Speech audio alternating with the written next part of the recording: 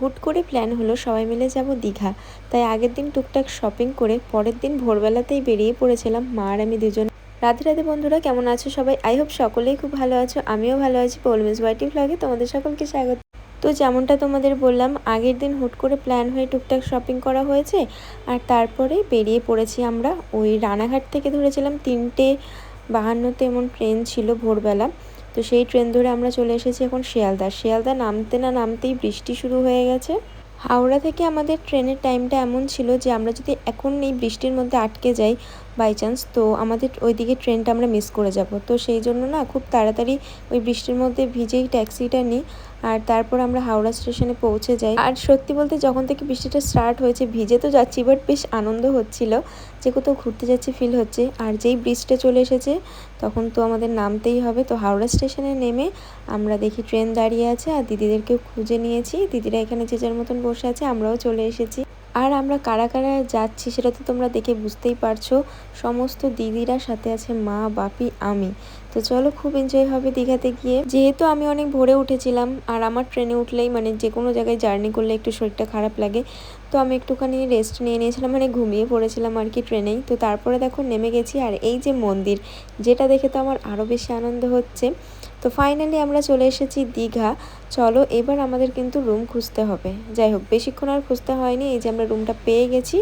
আর কেমন হয়েছে তোমরা অবশ্যই কমেন্ট করে জানিও। রুমটা বেশ সুন্দর, কিন্তু একটু ফ্রেশ হয়ে রেস্ট নিয়ে রেডি হয়ে বেরিয়ে পড়লাম দীঘা বিচে যাব বলে।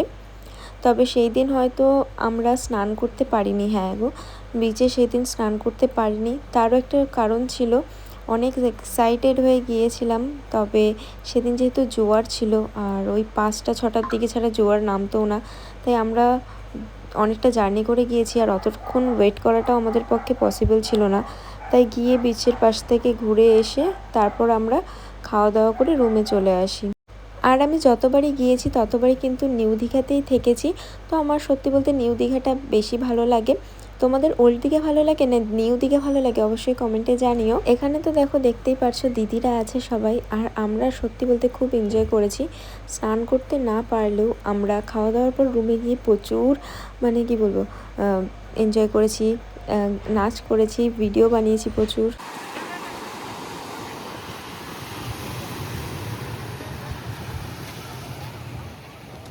যখন শুনছি এখনও জোয়ার চলছে তখন আমরা খাওয়া দাওয়া করতে গিয়েছিলাম। সিম্পল মানে খাবার ছিল। আর তারপর না আবার আমরা এসেছিলাম দেখতে যে জোয়ারটা কমেছে কিনা, বাট তখনও কমেনি।